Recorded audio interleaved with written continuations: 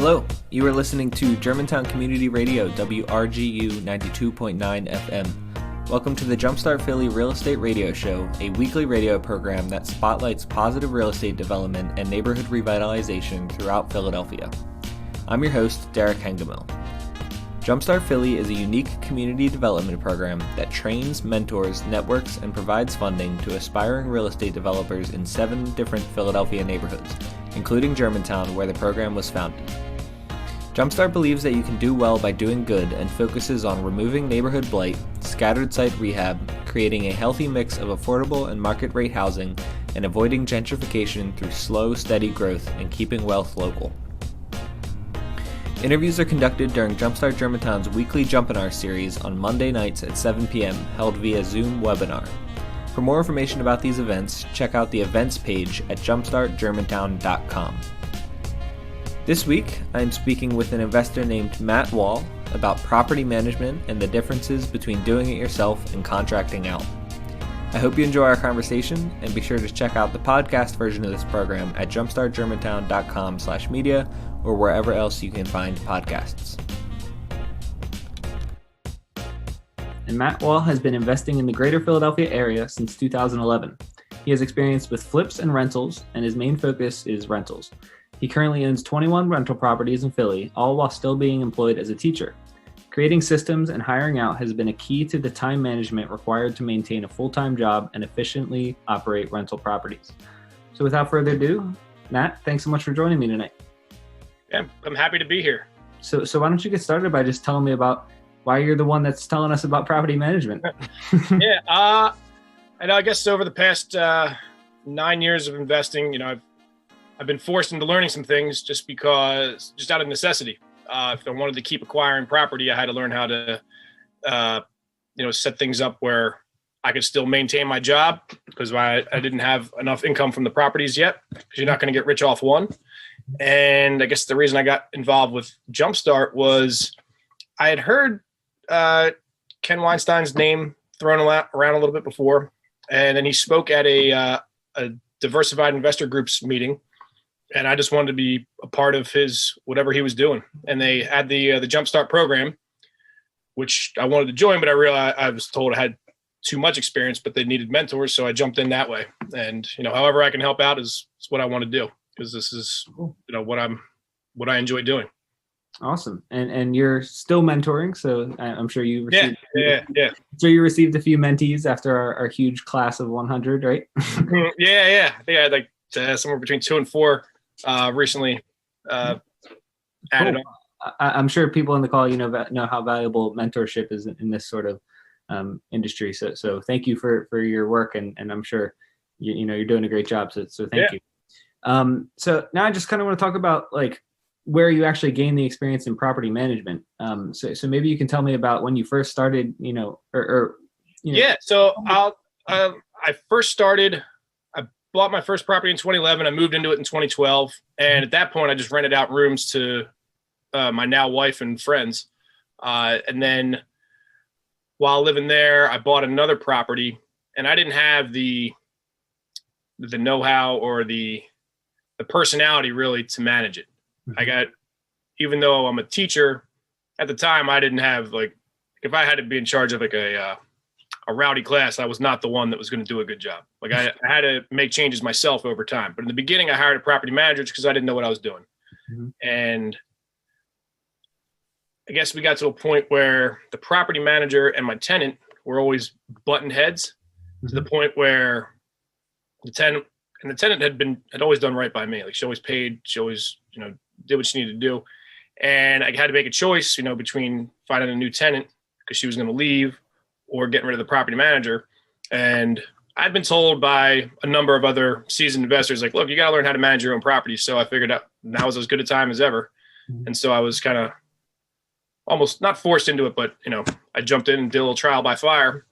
And, over time, as I started collecting more properties, I had to learn better ways to install systems so that I could manage my own time. I got into investing in the first place because I have a very strong desire not to work. I want my free time. I want to go out and enjoy life. And I And I realized if I can get rid of this 9 to 5, that'll that's the way to do it. And so real estate is my path to doing this.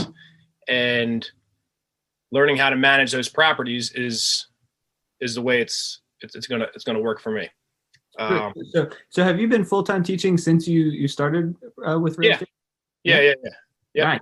That's incredibly impressive, and I'm sure anybody anybody knows how important time management and making sure that you're covering those bases is. Yeah. Yeah. Excuse me 1 second. I just gotta grab one thing. Yeah, no problem. Sorry about that. No, you're good. Sorry, I got little kids yelling upstairs at bedtime. They don't want to go to bed. Yeah, that adds on to your time management skills. Yeah, exactly. Proof is in the pudding. Yeah. Okay, so I'm sure everybody in the call has pretty good understanding, or maybe has even dabbled in property management. But maybe for anybody who doesn't, you can just give me, what falls under the umbrella of property management. Sure. What good activities does that encompass? Yeah, there's 4 main activities once you have your property out there and ready to rent. Now, there's a whole lot that goes into fixing it up and deciding how to price it and all that. But let's say you've got it up, it's advertised. You have the intake. There's basically 4 main parts. You have intake, you got managing repairs, you got managing the tenants, and then keeping current with all the laws and regulations that go along with it. Mm-hmm. And for the intake, that's advertising and that's screening. For managing repairs, it's having your team of handymen or mechanics or whatever you need that will respond to you in a timely manner and get to your properties in a timely manner. Mm-hmm. And then managing your tenants, you need to implement your rules and use your system and ensure that tenants follow it. Because if they're not going to follow your system, you're not going to be as effective as an owner, as a landlord, and you're not going to provide them with as good of a product. Mm-hmm. If you want them to email you or use whatever online system you're using, if you want for maintenance requests, and they're calling you and send you text messages, and you're going to allow that to happen, what's going to happen is things are going to slip through the cracks because it's not going into your system the way it was meant to be. Mm-hmm. So then you're not going to get to you might forget to respond, or it might not get into your system where it needs to, and then you don't make that repair. Now you got an angry tenant being like, I've been calling about this this leaking pipe and he's not fixing it. I'm going to go elsewhere. Mm-hmm. Whereas if you get them to follow your system, things are going to work more smoothly for you, and they're going to work more smoothly for them. Mm-hmm. So this system that you're talking about, it kind of sounds like it's like the infrastructure of how Yeah. And initially, so when I started, I was doing everything. I would get phone calls. I was collecting at that time. I think I was still collecting paper checks. Mm-hmm. So then I was having to take the checks to the bank. Then I started using Venmo, which I'm going to tell you right now, don't do it. It's easy at first, but when you have more properties, or the moment you have tenants that start giving you partial payments or late payments, it's not an effective way to manage it. So I was using a combination of Venmo and Excel. So the money would come into Venmo, which is Venmo is like PayPal or Zelle or any of these other, Cash App, I think, is another one, right? Yeah, basically a way to pay other people. And what was good about it is I didn't have to go to the bank anymore. But what was bad is, okay, I get a payment in. Now I have to go into Venmo, manually transfer it to my bank. Mm-hmm. Then I have to go into my Excel spreadsheet where I kept everything organized and update who paid when. And I realized when this wasn't working anymore. At that time, I didn't have a whole lot of properties, but I had a slow pay, partial pay, no pay tenant that I was working with.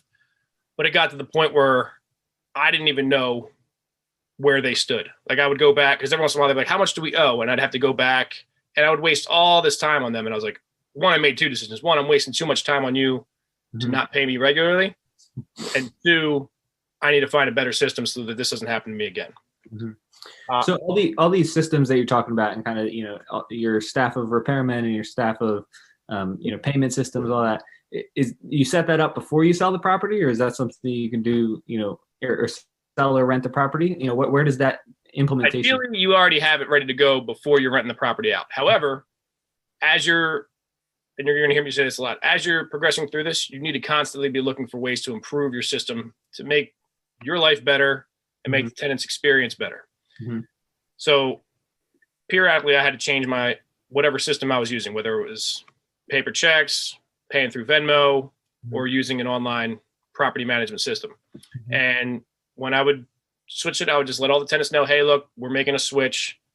Next month, you're going to be paying through this. You're going to submit repairs here. And, it for the most part, that wasn't a problem. The tenants understood, okay, we're just changing the way that we pay. Sometimes I had to give some instructions, especially for some of my older, not so technologically savvy tenants, but they all get on board with it, and they're happy with it once they get used to it. Cool. And I'm sure it's easier when you can convince them that it's going to be easier for them. Yeah. In fact, one of my older tenants didn't want to do anything like this, and then she was super excited, like, oh, I don't have to pay for a stamp. That's easy. Oh, I don't have to go out and get envelopes. I don't got to write checks. This is actually, I like this better. She fought me at first over it, but then once she got used to it, it was, sometimes people don't like to change. Cool. I'm just like that, but. All right. So before we get ahead of ourselves, because I think we're kind of going into the DIY options and the sort of tweaks you can make yourself. What options do you have for employing property management? Obviously from our second title, it's DIY or contract out. Contract out. Yeah. So you can hire a full-on property manager that's going to take care of everything for you. The only thing that you're always going to have to deal with the rental licenses and making sure you're up to date on the laws. There are probably property management companies out there that might take over that for you, but it's I didn't find one that did when I went through my interview process, and I feel like you got to stay on top of that just to stay legal, and you need to stay legal in case you need to evict, and on the off chance that someone tries not to pay, you need to make sure you have all your ducks in a row. Like, nope, we checked all the boxes that we needed to check in this city, which in this case is Philadelphia, or in some of the local townships, you can't legally collect rent unless you are doing everything by the book. So you got to kind of keep that in-house, although it would be nice to get rid of that because that's a royal pain to deal with, especially in Philadelphia where they're coming out with new laws all the time. Yeah. Now, as far as hiring out, you can have a property manager that's going to find the tenant, place the tenant for you, and then manage all the repairs and manage all the tenants afterwards.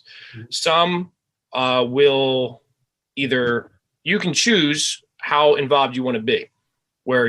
Some people I know that hire property management still do their own screening because they want to make sure that the person they pick is the best possible person and they don't trust anybody else to do it. Some property managers will hire a realtor to do it. And we'll get to that in a second. And then the other option is where you hire somebody to find the tenants for you, and then once they're in place, you manage them yourself. So there's a couple hybrid models, and then there's one where you just hire the whole thing out. Right. For me personally, I hired the whole thing out because time was a factor for me. With having my teaching job, which it was nice because in the afternoons, school's over, I still got a few hours before 5 o'clock hits. I can go run and run around to my properties or go look for new properties. Now, as an investor, my role is to find new properties and buy them, get them fixed up. My job is to organize that. I found someone told me a long time ago, once you get to 10 properties, that's when you're going to have trouble managing them all. And it might be time to hire out. Okay. I got to 13 before that happened to me. And looking back at it, my system wasn't as good as it could have been. And I already see where I could have made adjustments in my system where I could have maintained it. All that said, I'm happy that I did it. It was an expense I knew I was going to have to incur at some point. I'm glad I did it when I did because it got my time back to go and find more properties. Right. So now you said like somebody told you that 10 properties was that breaking point where it usually falls over. So when you make that switch, are you going in totality saying all those 10 properties are going to move to this property management company, or do you? Yeah, I did. The more properties you have, the more money the property management company is going to make. And so the better deal they're going to cut with you. Typically, you're going to see between 8 and 12% of the gross rents the property management team is going to charge you to manage the properties. If you have more properties, you're going to get down by the 8%. If you have less, you might be up at 10 or 12. Right. And then, so Okay, yeah, I think you answered my question at the end there. So you set up the two options, DIY and contract out, and you set up the point when you switch over.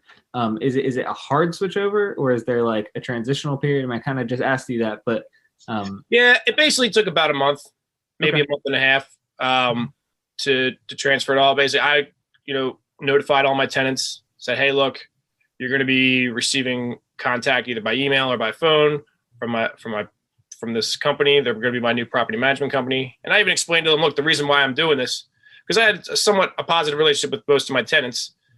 The reason why I'm doing this is because I'm not doing a good enough job responding to your maintenance requests. And I got to hire somebody else out to do it because I'm not doing a good enough job myself. Sure. So they were okay with it. Cool. So what's the learning curve look like on the property management company side? I'm sure if you've had these properties and you've been managing them for X amount of years, you probably get to know them pretty well, and you have some insights about not only the tenants but the properties themselves. Do you have to convey that to the property management company? Yeah. I mean, if there's something, if you have anything quirky that goes on in your houses, like, oh, hey, this is something you need to consider. For the most part, let's put it this way. I did it about a year and a half ago. I can't remember having to worry about that. I know there was a couple doors I had where like there were some locks that we didn't use, right. Which in reality, when I'm rehabbing these properties, that I usually eliminate all that nonsense to begin with. But the particular lock on this one door didn't work, and I couldn't find a replacement for it. So there was another lock in there that replaced. So that was one of the only weird things that I really came into play. I would also give a little bit of background on the tenants so they knew what to expect. And, but for the most part, it wasn't too bad. I had one tenant that would battle with them at first because she was my original tenant. Mm-hmm. And so she heard I was going to property management. She was not happy because she hated the property manager the first time around. Mm-hmm. And she did battle with my property management company, and they were like, yo, what's going on with this lady? I was like, she'll be fine. She'll be mean and nasty at first, but she's like my stubborn Italian grandmother. She'll be all right as time goes on. And they've come to realize, and every once in a while they'll get a nasty email from her for something, and, for something that in her mind was wrong. But when they see her in person, she's super nice to them and apologizes and smooths it over. Gotcha. Cool. So let's take a step back. And we talked about the switch, and we'll get more into the property management company side of things. But I just want to hear from you about what your tips and tricks are for somebody who's doing it themselves. Maybe their first 5 to 10 properties. Yeah.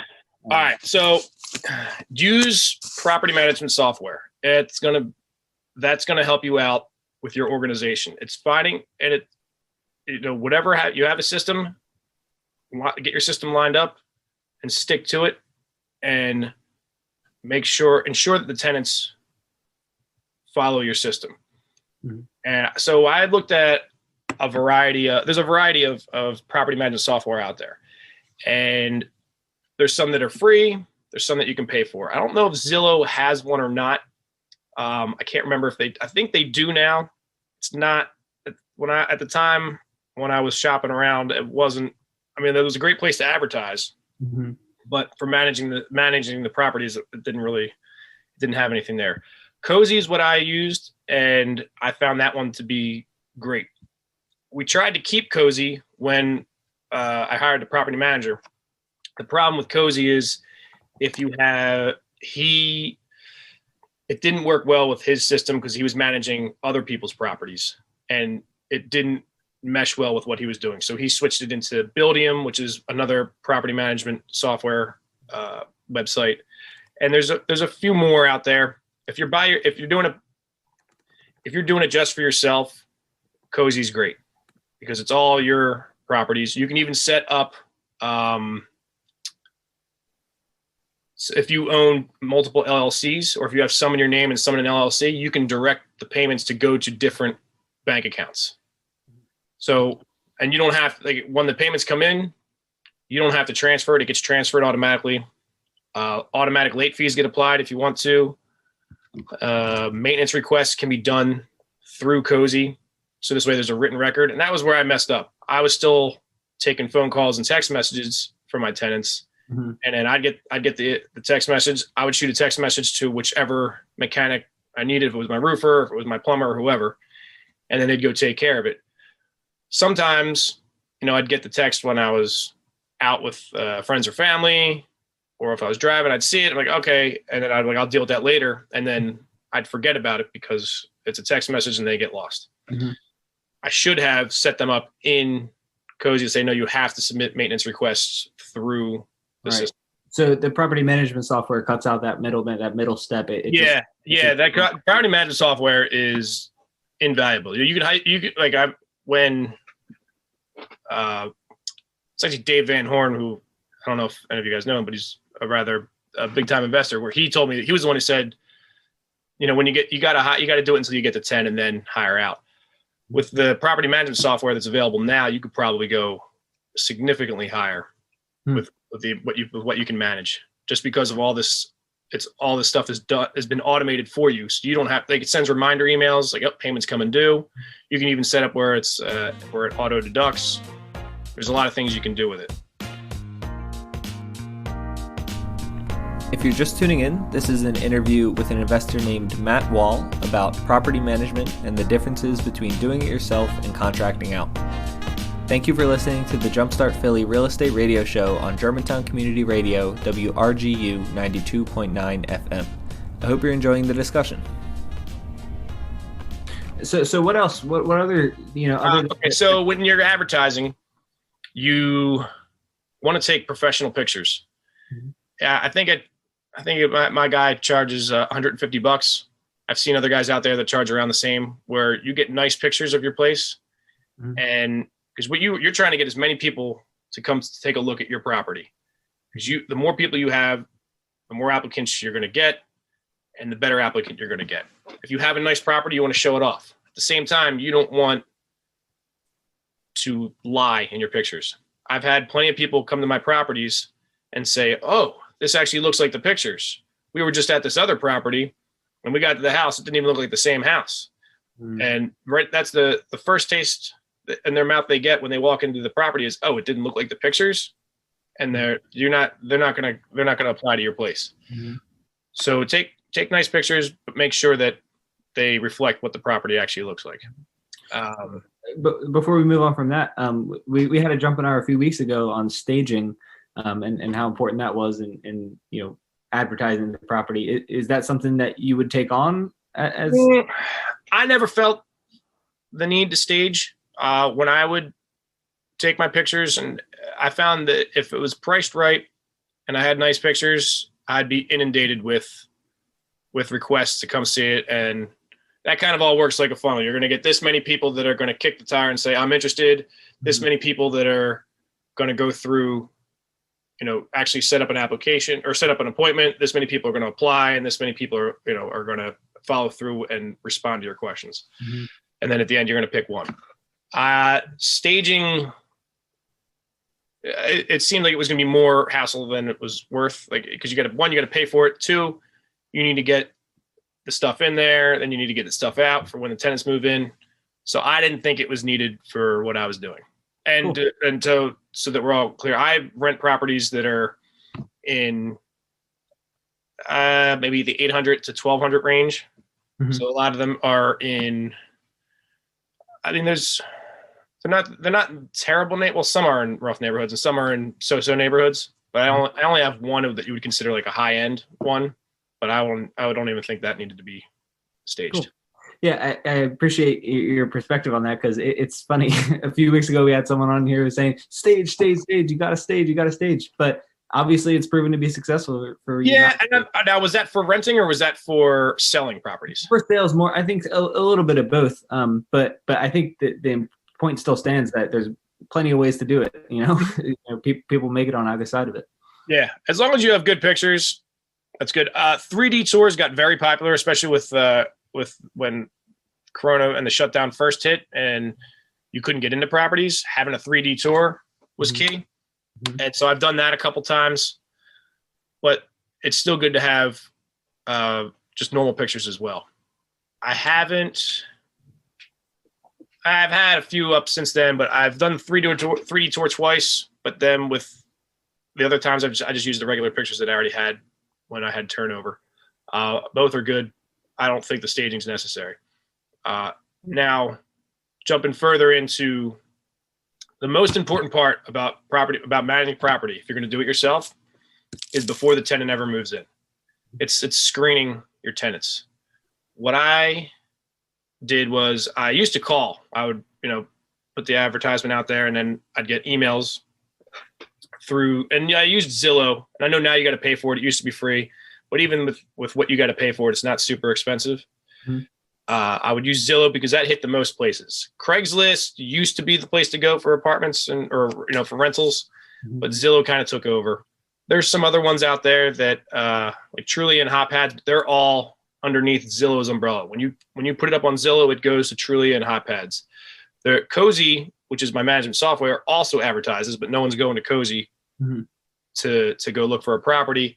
But it also, Cozy propagates to Realtor.com as well. So every once in a while, I would get a lead from Realtor.com. Is Redfin looped in with that? Because I know Redfin's another one that a lot of people use.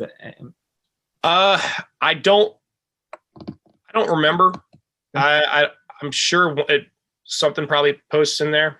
Mm-hmm. To be honest, I haven't done it now in a year and a half. Gotcha. But we've had enough success with Zillow was where almost all of our leads came from, and that seemed to work the best. Cool. So you were telling me about the screening process and how screening process. Yeah. So you want to get as many applicants, many people as interested as possible, and then you want to find reasons why to disqualify them. Mm-hmm. And then when you find someone that you can't disqualify, you got somebody good. Mm-hmm. But you got to be screening the whole time. So what I did is I'll put the ad up, and then I'll go through what I used to do and then how I changed it. I would get a question back, hey, I'm interested, and then I leave a phone number. And then so at my lunch break, I'd go in my car and I'd be calling all these people back, set up to ask them a few questions, and then set up a showing. What I found was it took forever for me to call all these people back. And I'd say more than half of those emails saying, oh, I'm interested in the property, especially through Zillow, where you just click a button that says, I'm interested, please reach out. They're just tire kickers. They were never going to do it in the first place. Mm-hmm. So then I started having them just email me, and then I would email back 10 questions. And then I realized it was taking me a while to just respond to these emails. So then I set up an auto reply. Like basically when you go on vacation, you can say, oh, I'm out of the office, except mm-hmm. mine would say, hey, thank you for your interest in this property. Please answer these 10 questions and we'll set up a showing.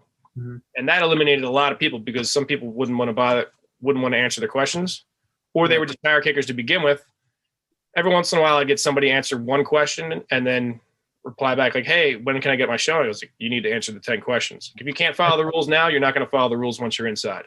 Right. Yeah. That sounds like a good middle ground of, super easy to access and people can really readily, easily apply. And then also only proving that people actually want the effort when they're going to take the time to read the 10 questions. And the 10 questions, I need to know, like, how much do you make? When do you want to move? Like, if you want to move 3 months from now, this house is going to be gone before then. So, so those 10 questions are like the key aspects. Yeah, exactly. You're trying to get some information. You want to know, is this going to be a good fit right off the bat? And sometimes people don't make enough money, and I got to say, hey, look, this isn't going to work out. I can tell you right now, you're not going to qualify based on your income. Plus, you're not going to be able to afford the rent. I can't put you in that situation. Right. So just give me some numbers here. Like you mentioned that you want to get as many applicants as you possibly can, and then find reasons to disqualify them.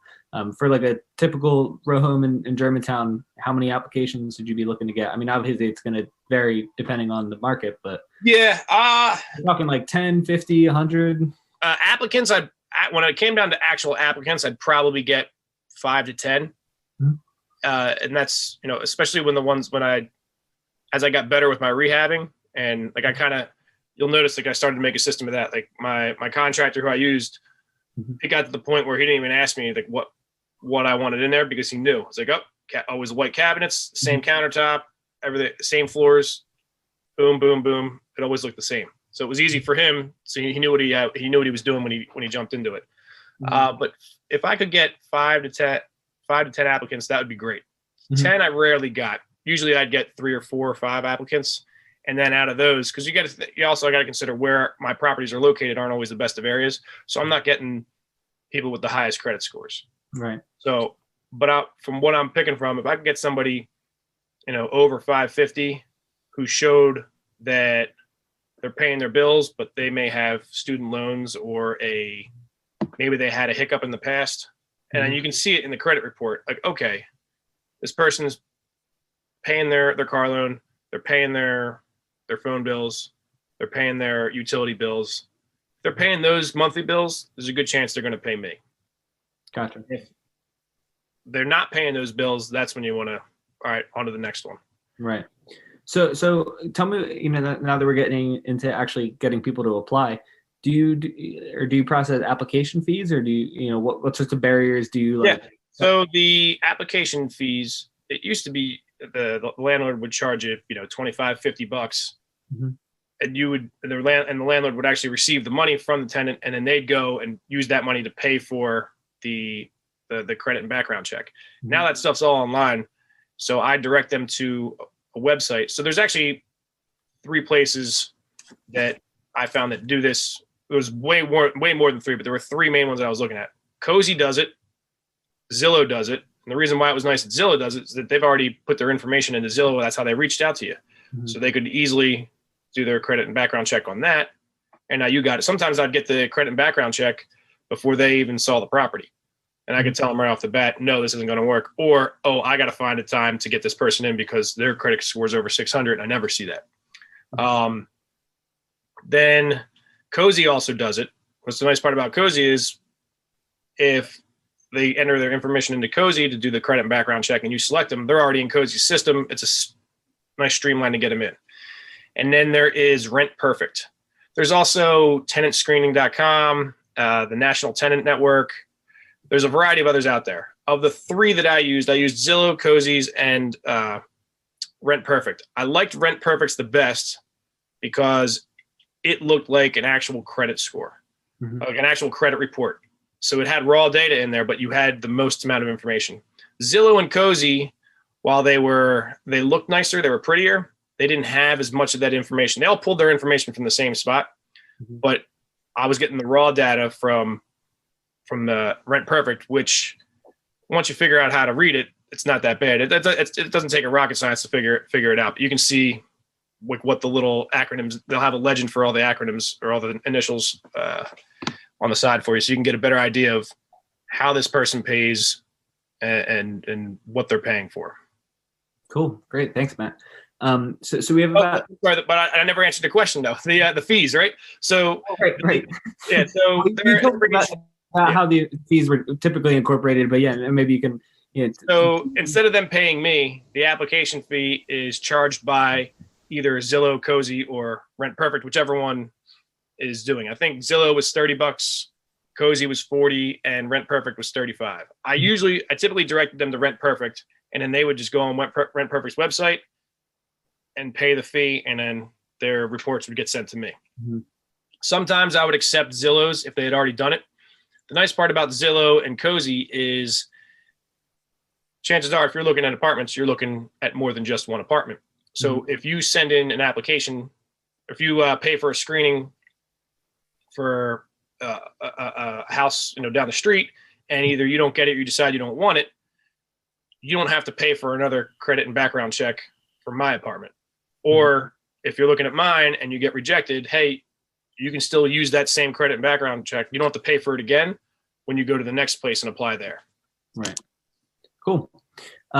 So before we move on, and we're going to talk about, the switch to property or to contracting out and all the benefits that come with that. I just want to remind everybody that we're going to have a Q&A that's open to everybody who's attending. So if you want to type in any questions for Matt, you can use the Q&A box at the bottom of your Zoom screen here. And you can just type your questions and we'll get to them in probably about 10, 15 minutes. So great. I don't know if you had any more quick tips you wanted to add for DIY contracting. Yeah. So I was too timid when I first started off. Mm-hmm. If I had and I've met other landlords who were even more timid than I was, who were just afraid to, say anything the tenant didn't want to hear, and the tenants would walk all over them. You got to look at yourself and play to your strengths. But if you got to learn how to say no, and you got to learn how to make adjustments to your own to yourself. Like I was way too timid, but I had to grow a backbone and say, no, payments due, you were late, now you owe a late fee. And so you just got to get used to giving bad news. I think there's a famous book out there called Swallow That Frog, where if you had, if part of the things you had to do today was swallow a frog was on your list of things to do, you really wouldn't want to do that. Knock that out first. Get rid of the bad conversations first. And, it took me a while. And even today, I'm still kind of soft sometimes, where I'll let tenants get away with more than I should if they, because now they're going through the property manager, but they say, hey, this tenant's asking for this. And sometimes I'm like, yeah, all right, go ahead. Right. But, never underestimate the power of no. For those of you who are teachers out there, if you got good classroom management skills, you're going to be very good at this. In fact, my classroom management skills got much better after becoming a landlord. Or because kids, they're like little velociraptors, constantly trying to get out of the room. Yeah. Testing different ways. All right, what can I say to get out of the room? What can I say to get out of the room? And tenants do the same thing. What can I say to pay later, or to get you to do this, or do something else for me? And you got to know, these are my rules, and that's the rule, and we're going to stick to it. Then on the flip side of that, so you always got to refer back to the lease. If they say, hey, I want this to happen, or I got mice. Like, well, yeah, for the first 30 days, I'll take care of it. After that, it's on you. But if you got a tenant that's been in there for a couple of years and they've never asked you for anything, and they say, hey, look, I got a mouse problem, it's probably in your best interest to take care of it, because that's gonna look good on you. If they don't bother you for much, a couple $100 to get rid of the mouse problem, they're gonna look like, you know what? And remind them, like, hey, look, this is on you. However, we're gonna take care of it for you. Because think of it as advertising. It's going to be cheaper than having to turn it over if, when their lease runs out, they decide, oh, you know what? He didn't really help me out. I'm going to go down the street to the next house. Or, oh, you know what? This guy's looking out for me. I'm going to stick with him. Cool. All right. So we're not running short on time, but we're moving right along here. So I want to talk about contracting out and, what that switch looks like. Say, put yourself in the perspective. I mean, obviously you were in this situation. So it should be easy, but you've done 10 rehabs and you're like pulling your hair out, managing all these tenants. Where do you look? How do you make the switch? All right. So you want to find so if you go into the local investor groups like HAPCO and DIG, they advertise, talk to other investors. Who do you know that does property management? And you're going to get a list of people. And some of them will be realtors and some of them will be property management firms. And then you're going to create some questions for yourself. Like, all right, what do I want to know? Essentially what you're trying to figure out is, what is their system? And do you think their system is going to be efficient? There's no way of knowing it for real until the time comes when they're actually managing and you get to see how quickly they respond to things. But what I did was I called all the different property management companies in the area. And sometimes it was a realtor, and you got to think a realtor's goals aren't necessarily aligned with your goals. A realtor's main income is coming from selling properties. What they're doing as property managers is almost on the side for them. That's not going to be, you need someone where what they do all day, every day is property management.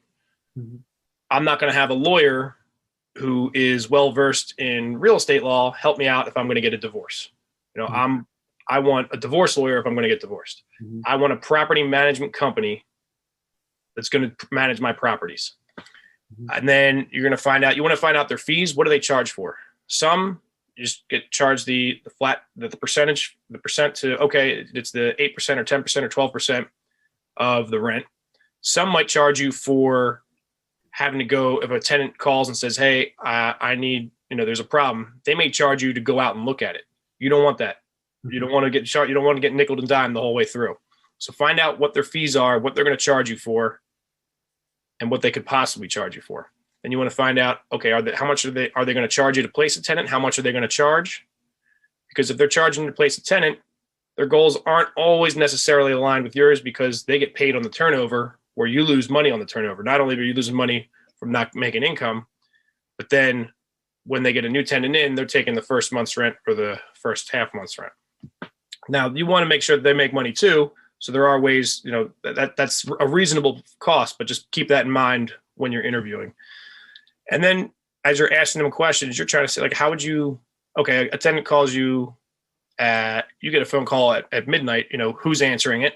Or how do you receive maintenance requests. If they're saying, I let them call me, be a little bit leery because you want their system to be as streamlined as possible for them to do a good job. Mm-hmm. If they're getting a maintenance request or coming in via on an online system, now it's going to be tracked. They're going to have a place to go back and look at it. It's less likely it's going to fall through the cracks. Mm-hmm. I had one property manager who, when I made my choice, I ended up, there were two companies that looked like they were going to be real good. And the one was more expensive, but I knew from other investors that they were very good. But they were going to be significantly more expensive, especially because they had a minimum fee per property, which was going to be more because if I had higher priced rentals, they had a minimum, I think, charge of $125, right? So if my property was $1,250 a month, that's 10%. A lot of my properties are less than that. So now I'm getting charged more than 10% because for them, it wasn't worth it to do it for less. They also hired a realtor. He's like, look, I don't get into the placing the tenants. I hire a realtor who goes and finds the tenants for me. Problem with that is the realtor gets paid as soon as he finds a tenant. So the tenant gets it put in there, but the realtor doesn't have to deal with the tenant afterwards. The realtor's just thinking, who can I get in there as fast as possible, when the property manager is going to be the one that has to deal with it. So if the property manager is placing the tenant, they know they're at least going to be screening a little harder than a realtor would, because they're going to have to deal with this person once they move in. Mm-hmm. And I think that was one of the two jobs that you said you should reserve for yourself, right? Is screening your tenants and leasing, right? Some do. I don't, because once again, I run out of time. Okay.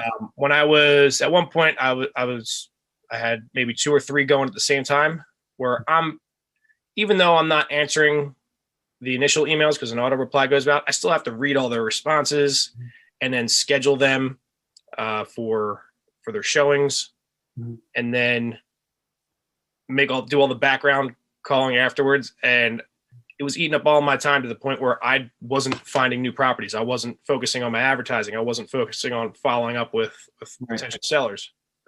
And so that's why I had to hire it out. Gotcha. So in that switch, I think you said it can take around a month to like actually fully transition to the property management company. What happens in that month? Like, what sorts of things do you need to provide to the management company? So my property management company will, if we have to evict somebody, they'll go to the eviction.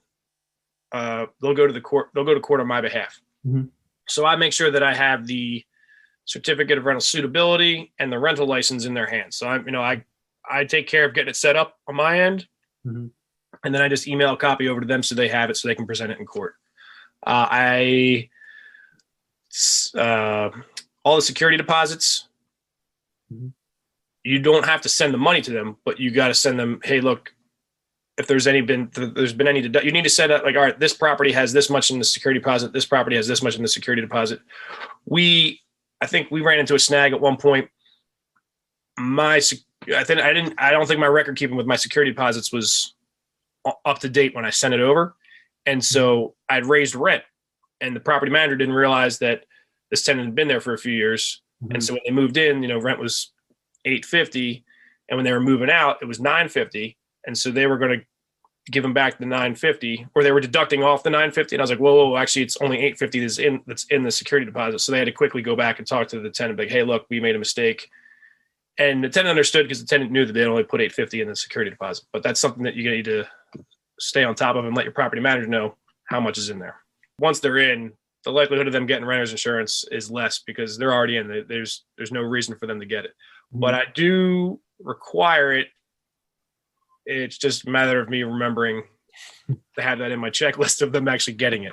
Right. Gotcha. So it sounds like your answer is yes when you remember. Yeah. Yes, if you have a better system than I did. All right, great. That concludes my conversation with Matt Wahl about property management and the differences between doing it yourself and contracting out. I hope you learned a little bit more about positive real estate development. Next week, I'll be speaking with City Planner for the Upper North and Upper Northwest Districts of Philadelphia, Ian Haggerty, about the 2035 plan and how district plans can impact developers. The interviews on this program are recorded during Jumpstart Germantown's weekly Jumpinar series, which takes place via Zoom webinar every Monday night at 7 p.m. If you'd like to participate in the live Q&A with our guest, be sure to head to jumpstartgermantown.com/events and register for next week's Jumpinar.